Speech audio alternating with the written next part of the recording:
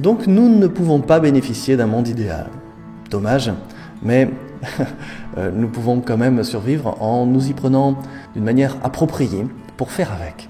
Si nous souhaitons en secret travailler dans un monde idéal, dans des conditions idéales, je dis en secret parce que personne n'ose avouer qu'il aimerait que tout le monde ait les mêmes comportements, points de vue, valeurs que lui, que les conditions soient définitivement fixes et que l'environnement soit trivial. Ça ne se dit pas, ce n'est pas socialement correct de parler comme ça. Et pourtant, ce sont vraiment des présupposés qui sont très actifs, que les personnes démontrent, non pas dans leur langage, mais dans leurs attitudes, dans leur raisonnement, vraiment très très souvent. Elles ne le font pas par manque d'intelligence, de compétences ou autre, elles le font simplement parce qu'elles sont le nez dans le guidon et qu'elles baignent dans une culture très analytique qui ne les a pas forcément préparées à gérer de la complexité. Et donc, elles s'aperçoivent que les conditions ne sont pas idéales, mais n'étant pas outillées épistémologiquement pour pouvoir aborder les situations complexes en prenant acte de cette complexité, eh bien, nous cherchons souvent à nous accrocher à ce que nous aimerions trouver comme conditions, et si nous ne pouvons pas les trouver, eh bien, chercher à nous en rapprocher. Et donc, quel est mon premier réflexe pour chercher à me rapprocher de conditions acceptables, à défaut d'avoir des conditions idéales? Eh bien, c'est chercher à contrôler les conditions. Donc le contrôle, en fait, c'est une réaction pour pouvoir chercher à reprendre la main sur quelque chose, sur une complexité qui m'échappe. Donc les autres n'ont pas une vision qui me paraît raisonnable. Eh bien, je vais chercher à contrôler leur vision en les persuadant, en leur envoyant des informations qui vont pouvoir les ramener dans le droit chemin, etc. Les autres ne semblent pas mus par des valeurs qui me paraissent être les vraies valeurs légitimes. Eh bien, je vais chercher à contrôler leur motivation pour faire en sorte qu'ils puissent s'intéresser enfin à ce qui est intéressant et qu'ils puissent laisser de côté leurs autres aspirations qui ne me paraissent pas légitimes. C'est du contrôle. Et évidemment, en termes d'objectifs, je vais faire en sorte que les objectifs sur lesquels nous travaillons sont bien ceux qui sont les miens, ceux qui me paraissent raisonnables, le plus possible, et céder le moins là-dessus, et faire en sorte que ce ne soit pas leurs objectifs qui priment. Le problème, c'est qu'ils vont chercher à faire la même chose, que ce soit leurs objectifs qui priment et pas le mien. Donc, je vais chercher à prendre le contrôle sur les objectifs, c'est-à-dire réduire la marge de manœuvre sur les objectifs. Mais ils vont chercher à faire la même chose sur moi, sur mes propres objectifs. Réduire donc ma marge de manœuvre pour qu'on n'aille pas dans la direction de mes objectifs. Donc le contrôle réduit la marge de manœuvre des différents acteurs. Chaque acteur s'active, dépense beaucoup d'énergie, des ressources, de temps, de positionnement pour réduire la marge de manœuvre de ses partenaires. Évidemment, si chacun réduit la marge de manœuvre des autres, on a beaucoup moins de probabilité d'avancer. Comme les autres ont des comportements qui ne sont pas les miens, qui ne sont pas ceux qui me paraissent les plus naturels, les plus légitimes, eh bien, les autres comportements, qui en plus vont dans des directions qui ne sont pas les miennes, puisque ce sont d'autres objectifs qui sont les leurs et pas les miens, eh bien, je vais chercher à les contraindre, empêcher certains comportements. Il y a des comportements qui ne me paraissent pas aller dans la bonne direction ou à la bonne vitesse ou de la bonne manière, eh bien, je vais chercher à les contraindre. Donc je vais chercher à reprendre le contrôle sur les comportements. Je peux le faire de plein de manières. Et puis, je vais chercher à contrôler les conditions. Le plus grand déni de la gestion, c'est de chercher à avoir le contrôle sur quelques variables, en particulier des variables chiffrées, et à faire en sorte que les autres variables n'aient pas le droit de citer, ne puissent pas rentrer dans la conversation. C'est du déni. Les variables sont là, les événements sont là, les autres ingrédients sont là. Simplement, en gestion, on apprend à faire surtout sur du chiffrable, et le reste, on ne sait pas quoi faire avec, alors on fait comme s'il ne devait pas être là. Donc de chance, factuellement, le reste est là.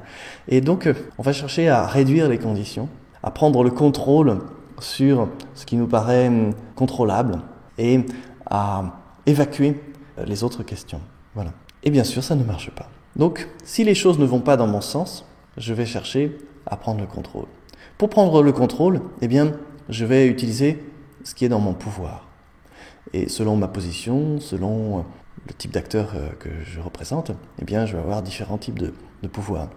Évidemment, il y a aussi des jugements qui sont des façons de contrôler un peu les pensées, des jugements qui vont être des raccourcis de pensée, des façons de fixer un peu les conditions internes, puisque mon environnement externe est complexe. Je vais chercher à fixer un petit peu les choses dans ma propre tête ou dans notre propre groupe. On va chercher à décider que la situation est comme ci, que tel acteur est comme ça, que nous en sommes là, que nous avons telle et telle ressource, que nous avons telle et telle limite, etc. Nous allons faire des jugements. Voilà, les jugements, c'est une façon de fixer des objets mentaux pour pouvoir y voir un peu plus clair.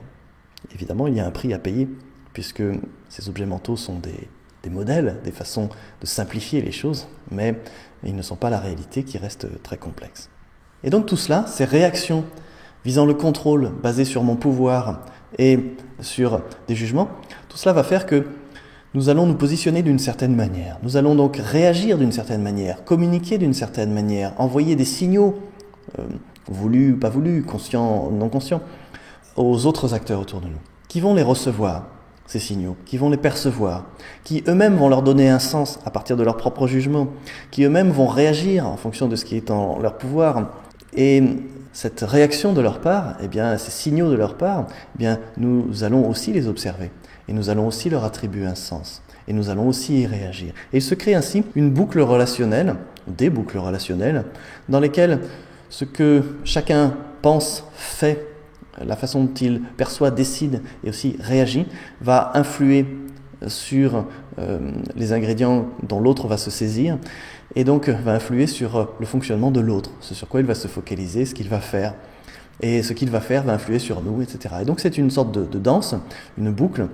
Quand ces boucles génèrent des problèmes, on appelle ça des cercles vicieux, il y a un jugement de valeur derrière, mais c'est quelque chose de très autonome, une boucle. C'est quelque chose qui échappe aux deux ou plus parties prenantes, parce qu'elles ne font qu'amener leur note dans cette danse. L'autre se saisit de certains ingrédients, renvoie à autre chose, voilà. Et il y a un mouvement qui devient autonome, qui, au fur et à mesure des tours de boucle, bien, crée les événements, fixe des règles relationnelles, fait évoluer les choses dans une direction plutôt qu'une autre, etc. Et ça vaut vraiment le coup de regarder, de penser en termes de boucle, ce qui est une des bases du fonctionnement méthodologique de la systémique. Puisque les choses ne vont pas dans mon sens, je vais donc chercher à les contrôler en général. Et pour ce faire, eh bien, je vais aller voir dans mon pouvoir possible, qu'est-ce que je peux faire ?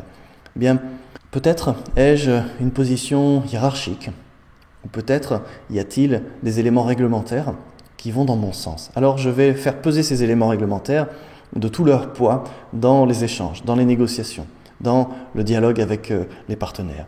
Parfois, je vais utiliser ma position hiérarchique pour trancher quelque chose. Voilà, c'est ma manière à moi de fixer certaines conditions, de contrôler certaines choses. C'est tout à fait légitime. Simplement, c'est une manière de fixer qui va aussi avoir un prix.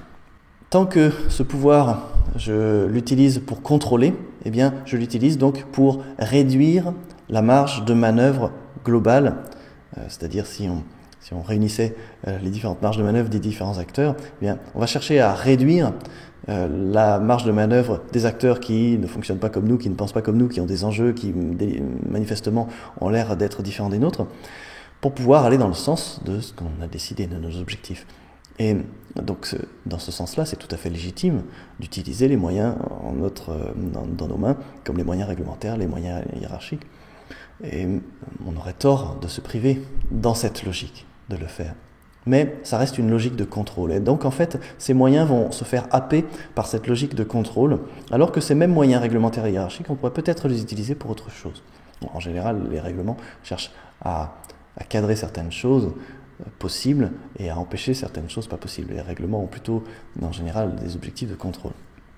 Si je n'ai pas de rôle hiérarchique ou si je n'ai pas des règlements sur lesquels m'appuyer, eh bien, il me reste d'autres ingrédients possibles, d'autres leviers possibles, et en particulier celui de la persuasion. La persuasion, ça va passer à travers des compétences d'orateur, ça va passer à travers de la coercition, parfois ça va passer à travers des alliances, ça va passer à travers le fait de mettre la pression, ça va passer à travers le fait de mettre dans la balance des contreparties, etc. Voilà, la persuasion, c'est une excellente manière de faire valoir un pouvoir quand on n'a pas d'autres pouvoirs, comme le pouvoir hiérarchique par exemple. Mais ça n'empêche pas une personne qui a un pouvoir réglementaire ou hiérarchique d'utiliser aussi la persuasion, qui est un pouvoir aussi tout à fait légitime. Puisque je veux faire avancer des choses dans un sens qui me paraît légitime, c'est normal que j'utilise les moyens que j'ai entre les mains pour pouvoir aller dans ce sens-là, puisque c'est légitime. Donc c'est tout à fait normal. Et puis, il y a d'autres pouvoirs encore. On pense à des minorités dans des entreprises privées, dans des organisations publiques, qui sont des minorités capables de bloquer.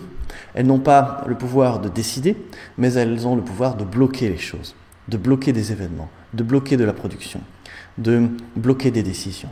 Voilà, on peut voir des actionnaires quelque part bloquer les décisions, alors que ces actionnaires sont minoritaires, mais ont une minorité de blocage qui leur permet d'empêcher certaines choses, certains choix stratégiques. Dans le secteur institutionnel, public, on peut avoir aussi des acteurs qui vont bloquer. Voilà, ça peut être des partenaires, ça peut être une administration de tutelle, ça peut être un syndicat, ça peut être différents acteurs qui ont, à défaut d'avoir d'autres pouvoirs plus constructifs, un pouvoir de blocage. Voilà, ça reste un pouvoir pour pouvoir contrôler les choses. Faisant valoir la force de ce pouvoir, même si ce n'est qu'un pouvoir de blocage, eh bien, ça va permettre de peser dans la négociation pour chercher à contrôler les choses. Et nous restons toujours dans cette logique de contrôle. Voilà. Évidemment, les jugements qui émergent en amont, mais qui émergent aussi dans les situations, sont des jugements sur les gens. Ah, je voyais bien que ces personnes n'étaient pas constructives et qu'il faudrait les contraindre un petit peu pour avancer avec elles, etc. Sur les acteurs, ah bah de toute façon, on savait bien que tel type de partenaire social, il est tout le temps dans l'opposition, qu'il est tout le temps dans le blocage, ou qu'il est tout le temps dans l'abus de pouvoir, ou qu'il est, etc. Voilà.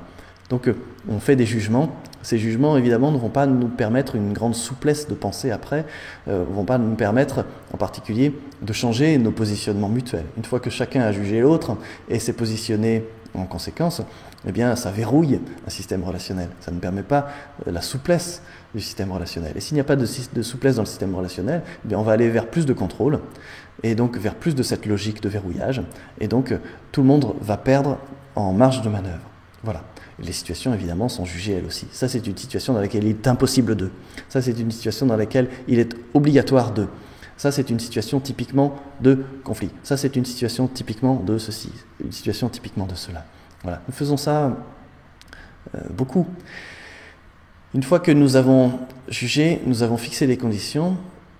Si ces conditions ont des conséquences, et elles en ont directement dans nos réactions, nos comportements, eh bien, les autres vont réagir aussi à nos réactions et nos comportements. Et donc, nous nous positionnons mutuellement, nous répartissons des rôles, et après, eh bien, nous sommes contraints de continuer à jouer ces rôles, même si ça n'avance pas.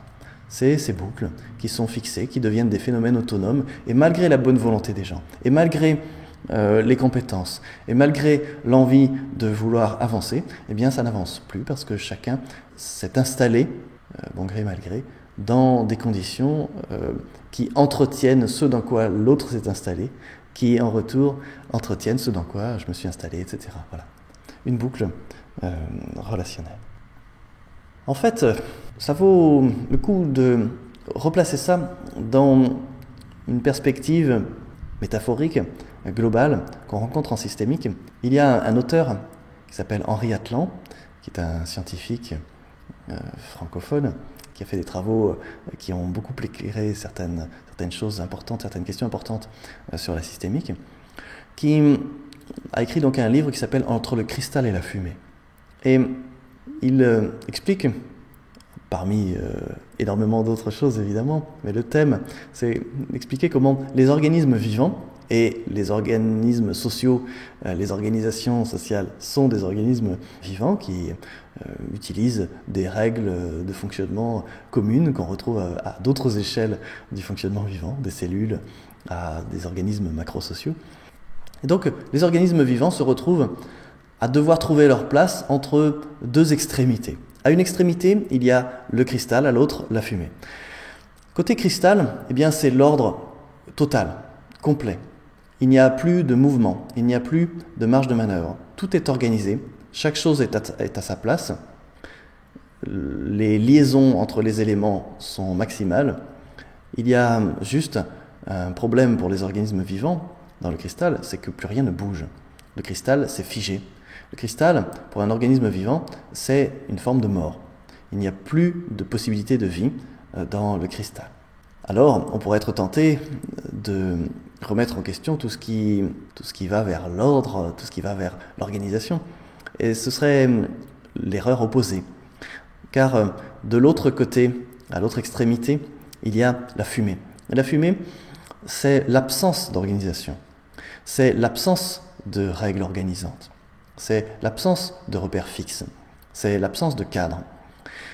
Il n'y a plus d'organisation. C'est, en termes de sciences physiques, c'est l'entropie. C'est-à-dire, c'est le désordre, c'est le chaos. Et il n'y a pas de possibilité de vie non plus dans la fumée. Tout est tellement désorganisé qu'il n'y a plus de lien entre les éléments, par exemple au niveau de la matière, s'il n'y a plus de lien entre différents atomes ou entre différents petits ingrédients qui constituent la fumée, eh bien, on ne va plus pouvoir reconstituer des cellules, on ne va plus pouvoir organiser un patrimoine génétique, on ne va plus pouvoir organiser une membrane. Voilà, il manque des liens, il manque ces choses qui certes peuvent ressembler à des contraintes, mais qui sont organisantes. Et donc, les systèmes vivants, et en particulier les systèmes sociaux, tous les systèmes vivants, mais pour ceux qui nous intéressent là tout de suite, ce sont les organisations, les systèmes sociaux, ont besoin de trouver leur place quelque part entre le cristal et la fumée. S'ils se rapprochent trop du cristal, ils sont trop figés, ils ont du mal à évoluer, à faire preuve de créativité, d'innovation, donc à utiliser leur intelligence. S'ils se rapprochent trop de la fumée, alors ils sont trop désorganisés et ils ont du mal à assurer leur pérennité, ils ont du mal à pouvoir organiser des compétences, à organiser quelque chose, un fonctionnement. S'ils vont trop vers le cristal, ils se figent, ils meurent. S'ils vont trop vers la fumée, ils se délitent, ils se décomposent et ils n'existent plus non plus. Et donc, il s'agit de trouver un équilibre. Cet équilibre est dynamique. Il ne s'agit plus de chercher à contrôler. Si on est trop dans le contrôle, on se rapproche du cristal. Si on veut faire éclater tous les contrôles qui pèsent sur nous, on se rapproche de la fumée. Les deux sont dangereux, et donc c'est une sorte de négociation permanente avec lui-même et avec son environnement qu'un organisme, et en particulier un organisme social, doit faire pour se maintenir. Et donc ce n'est pas une question de contrôle, c'est une question de maîtrise. Il a besoin de saisir les éléments organisants suffisants pour fonctionner, perdurer, évoluer, placer des bases de quelque chose, organiser, reproduire ce qui marche, sans pour autant se faire enfermer dedans. Et donc c'est une sorte d'équilibre permanent. Il n'y a rien qui puisse être figé, définitif, comme un acquis social quelque part, qui ne puisse jamais être re-questionné. Tout le fonctionnement de toute organisation a besoin de pouvoir être re-questionné. S'il est questionné sans arrêt, c'est la fumée. Il ne peut pas se maintenir. Donc il ne faut pas tout questionner tout le temps. Ça ne marche pas. La réorganisation permanente d'un système, ça ne marche pas, c'est sa mort. Et certaines choses ont besoin d'être renégociées, sans quoi c'est le cristal et c'est sa mort aussi. Voilà, donc il s'agit de remplacer le contrôle par de la maîtrise. Le contrôle mène à réduire la marge de manœuvre. La maîtrise vise à cultiver une marge de manœuvre dans une organisation dynamique qui ne peut jamais s'arrêter de s'organiser. Elle doit continuer à s'organiser suffisamment en laissant des marges de mouvement dans cette organisation. Voilà. Et ça demande vraiment d'être vigilant, très présent et de pouvoir dépasser le contrôle. Voilà. Ça va nous redonner une marge de manœuvre. Alors ça peut paraître bizarre de vouloir redonner de la marge de manœuvre à des acteurs sociaux qui nous entourent et qui, eux, cherchent à nous en retirer. ou de chercher à leur en redonner. Ils vont peut-être pas comprendre pourquoi on cherche à leur redonner de la marge de manœuvre. Ils vont se dire qu'il y a anguille sous roche, qu'il y a manipulation ou quelque chose, que ça cache quelque chose.